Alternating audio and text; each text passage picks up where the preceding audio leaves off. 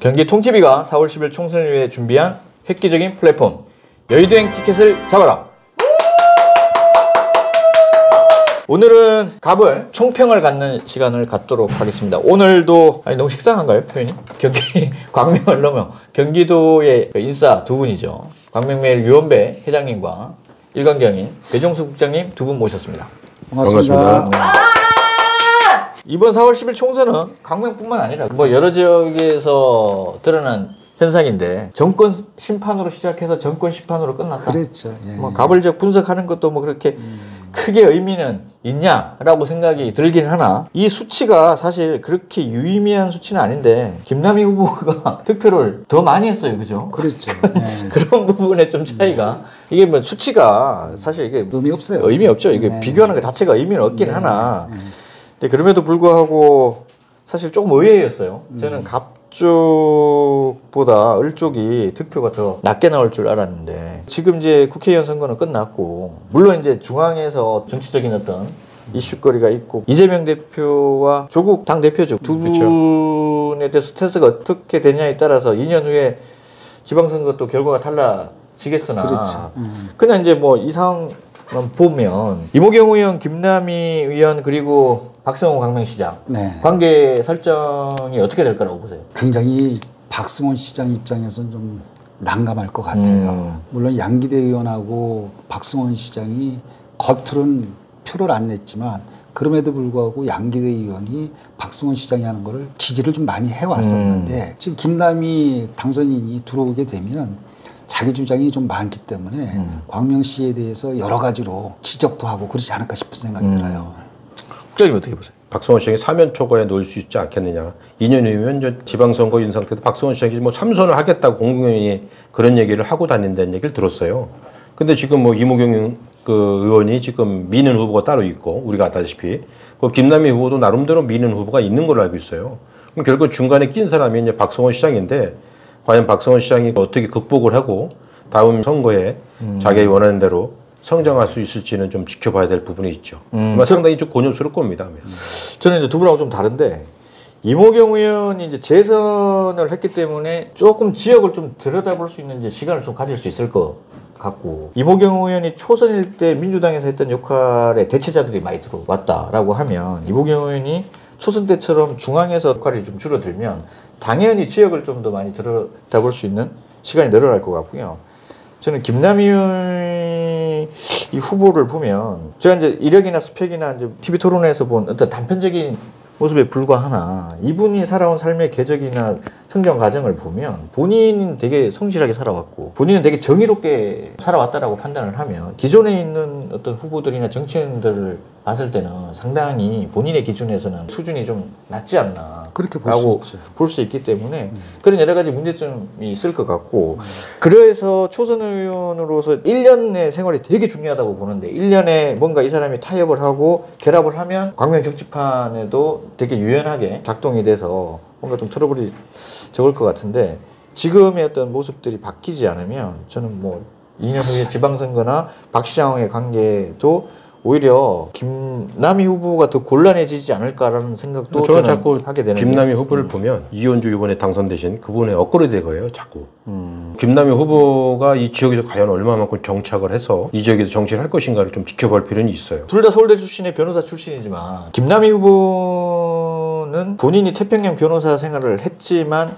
시민단체에서 활동을 했던 분이고 그리고 이현주 후보는 오히려 대기업에 들어가가지고 노동운동을 탄압하는 입장이었잖아요. 그렇죠. 그런 어떤 이력이 있기 때문에 삶의 궤적 자체가 다르다라고 하는 부분. 그래서 이현주 의원 자체는 저는 지금 본인이 탈당을 하고 이렇게 막 해서 또 양지를 찾아가는 과정이잖아요. 본인이 권력을 잡기 위해서 찾아가는 과정이 본인이 살아온 삶의 궤적과 저는 동일하다고 보거든요. 근데 김남희 후보는 그렇지는 않을 거라고 보기 때문에 박승원 광명시장과의 관계에서 지금 본인이 우위에 있다고 생각하는 것 자체가 나중에 오히려 본인의 다음 스탠스에 큰 독이 되지 않을까라고 저는 생각도 들기도 하고 개인적으로는 이모경 의원 관계도 마찬가지로 본인이 우위에 있다고 생각을 하지 않을까. 그렇죠. 이제 이분이 혁신위원회에서 대변인을 했고 이제 혁신위원회라는 게 민주당에 새롭게 이제 바꾸자라고 하는 그런 조직인데 거기 있으면서 기존에 있는 의원들이나 국회를 바라보는 시각이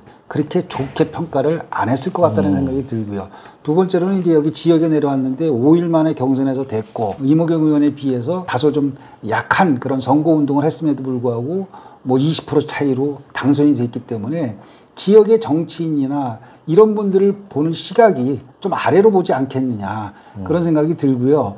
이제 그 예로 몇몇 이제 중진들이 와서 유세를 해준다고 했었을 때 싫다라고 얘기를 하고 본인 혼자서 하겠다라고 얘기를 하면서 이제 당선됐기 때문에 그런 것들을 비춰봤었을 때 이분이 지역에 있는 정치인들을 좀 아래로 보는 게 아니겠느냐 그런 시각이 좀 있는 것 같아요. 그리고 이제 김남희 후보 주변에 있는 분들이 예전에 동부연합 쪽에서 활동했던 분들이 또 주변에 있다라고 얘기를 하는 거 보고 유아독존의 모습을 가지 않을까. 중앙당에도 공천만 받으면 생각만 가질 거예요. 그러면 지역에서는 대충 해도 중앙당에도 공천 받으면 또 되니까 아마 중앙당 위주로 좀 활동하지 않을까 생각이 듭니다. 저도 그런 생각이 들고요. 근데 저는 이분의 삶의 궤적을 보면 중앙당에서 활동이 쉽지 않다. 왜냐하면 이분의 대체자들이 너무 많이 들어왔어요 지금.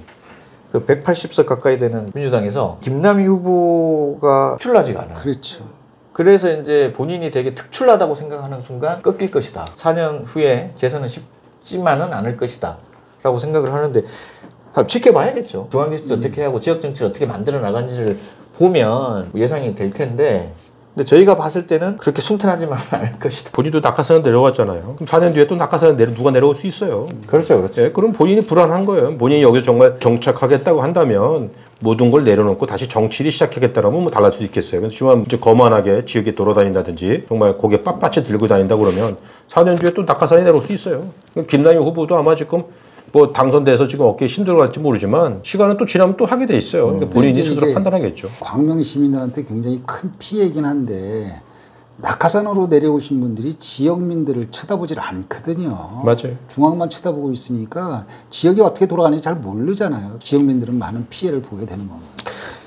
그래서 그게 핵심인 것 같은데 지역에 현안들이 많잖아요. 그죠? 많죠. 네. 양기대 국회의원이 지금 주도적으로 추진했던 여러 가지 현안들을 이분들이 얼마나 이해도를 높여서 인지를 하고 숙지를 해서 사업의 완성도를 높여갈지는 모르겠으나 이 정도 격차를 났을 때는 관심을 안 보이지 않을까 이런 생각이 들었어. 아니 이번에 뭐 이모경 의원이 지역에 공약을 몇 가지 내놓긴 했지만 김남희 후보가 낸 공약이 뭔지 우리가 기억나는 게 아무것도 없잖아요. 그렇죠. 그럼에도 불구하고 당선이 됐으니까. 김남희 후보가 지역 현안을 좀 잘 들여다보고 한 달도 안 된 기간에 국회의원이 당선이 됐으나 거의 60% 가까운 광명을 주민들이 지지를 해줬다라고 하는 부분은 어떤 정권 심판론도 있으나 지역을 위해서 열심히 좀 일을 해달라는 염원도 들어있으니 그런 부분을 좀 잘 들여다보고 네네. 그렇게 앞으로 의정 활동을 해줬으면 좋겠다라는 부탁의 말씀도 드리고 이모경 의원도 마찬가지 지금 뭐 4년 동안은 사실 얼마나 많은 비판을 받았습니까?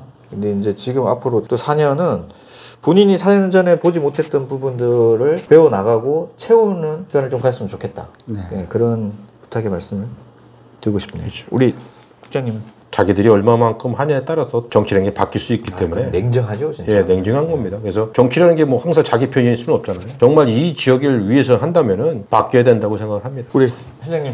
이제 앞으로 광명 시민을 위해서 무슨 일을 어떻게 해야 될 건지 다 고민을 해서 앞으로 잘 해주기를 바라는 마음이죠. 그리고 이제 기본적으로 지역 정치를 좀 안 무너뜨렸으면 좋겠어요. 원칙을 좀 잘 세우고 능력 있는 시도위원들을 잘 키워서 다음 세대 훌륭한 정치인이 될 수 있도록 기틀을 좀 잘 만들어 달라. 사실 저희가 보면은 정치권의 기회주의자들 소위 말하는 사쿠라들이 얼마나 많습니까? 그렇죠. 그런 부분이 아니라 진짜 지역을 위해서 헌신하면서 차근차근 단계를 밟고 성장을 해서 정치를 해나가고 광명시를 이끌어갈 그런 정치인을 만들 수 있는 그런 환경을 좀 만들어줬으면 좋겠다라고 하는 부분이고 저희가 그 지난번에 방송을 하면서 김영성 도의원에 대해서 좀 저희가 비판을 했는데 제가 사실 좀 들여다보니 김영성 도의원이 상당히 억울한 면이 많아요. 그 진심은 아니라는 거 좀 알아주시고요. 왜냐하면 김영성 도의원도 비판을 받아야 될 거는 받아야 되는 거지만 그거를 뭐 마치 그냥 자기를 비토한 거로 생각하면 안 되죠.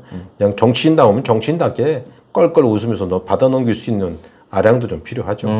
근데 김용성 도의원에 제가 이제 만나서 얘기를 해보고 그다음에 최근에 이제 스킨십을 좀 해봤더니 세수한의 정치적인 의리는 지킬 줄 아는 분인 것 같아요. 그래서 이제 그런 부분에서 좀 저희가 평가절하했던 부분, 네. 이 부분은 다시 재평가가 돼야 되지 않나라는 생각이 들고, 네. 그때 그렇죠. 당시에도 저도 이제 그 얘기를 했지만은 그 한 부분만 보고 그 사람을 전체를 평가하지 말아라. 앞으로 행보를 보고 우리가 비판을 하자 이런 말씀을 드렸는데 아마 그분이 이제 그때 그 방송을 보고 굉장히 본인이 억울하다고 생각한 것 예. 같아요. 제가 옆에서 봤었을 때에도 우리가 그때 당시에 비난을 했던 그 정도는 아니라고 생각이 들어요. 네. 어쨌든 저희가 4월 10일 총선을 위해서 뭐 여의도행 티켓을 잡아라 방송을 했는데 특히나 우리 회장님의 말씀 보수는 품격이다라고 해서 보수를 안 받으시고 품격으로 대체를 하시면서 지속적으로 방송에 출연해서 우리 국장님도 마찬가지로 이렇게 해주셔서 너무 감사의 말씀을 드리고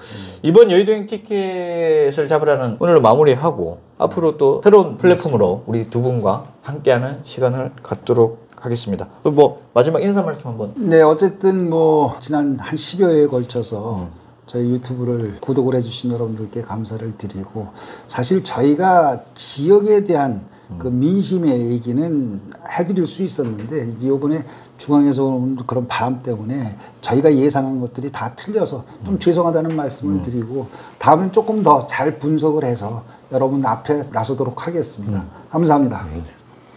저는 광명에 있으면 벌써 이제 기자 생활 25년 넘었는데요. 광명의 저 변화, 개혁 이것이 필요하다고 하는 사람 중에 한 사람입니다. 변화가 필요할 때 광명 시민들한테 그 이익이 가기 때문에 저는 판단하거든요. 국회의원 선거를 보면서 경기통TV가 상당한 역할을 했다고 저는 자부합니다. 우리가 예측한 것이 되든 안 되든 간에 나름대로 광명 지역의 정치의 변화, 개혁이 필요하다는 것을 지적했다고 많은 분들이 공감을 하셨어요.